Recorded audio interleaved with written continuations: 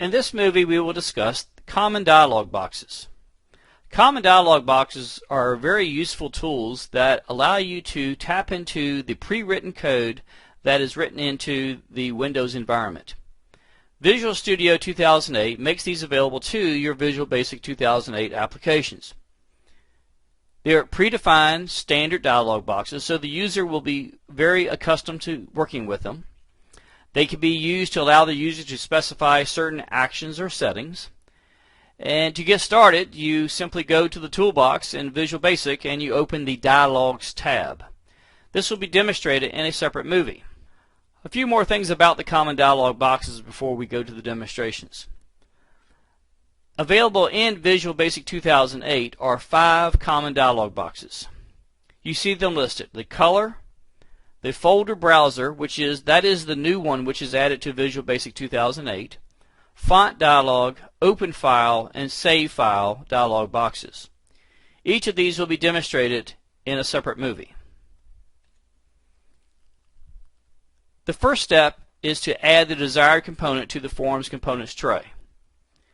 When this is done, you'll notice that each dialog box has a default name, such as Color Dialog 1, Font Dialog 1, so forth. And if you want, you could rename those just like you can rename any other control that's on the form. But there's really no need to rename them because you can only use one at a time anyway, and you would not really want to have multiple color dialog boxes, for example. There would be no point to have Color Dialog 1 and Color Dialog 2, again because only one could be active at any given time. So the standard is simply to use the default names. The line of code that you will see looks like this. Color Dialog 1 dot show dialog. That's a very simple line of code. That line of code will make available to the user in this case, the color dialog box, assuming the color dialog 1 has been placed in the components tray. The show dialog method is the method that actually causes the color dialog box to display. However, recognize that it does not actually do anything with the color, in this case, that the user may select.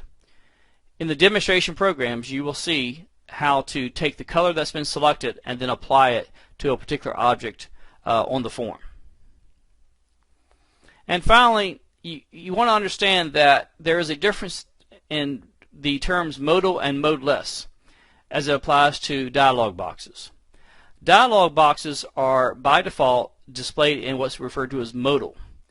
This means that the dialog box is displayed on top of your application as it runs, and the user must respond to it before proceeding. Now what that means is that they must respond to the box itself. As you will see in the demonstration programs, there will be OK buttons and cancel buttons for the user to choose from. It's perfectly acceptable for the user to click cancel as opposed to selecting an item, but the clicking of the cancel button is responding to the application. The point is that the user will not be able to navigate away from that window until they have responded and interacted directly with the dialog box. Modeless windows allow the user to interact and ignore the window being displayed. That is not how dialog boxes are displayed. In the subsequent movies, you will see demonstrations of each of these 5 dialog boxes.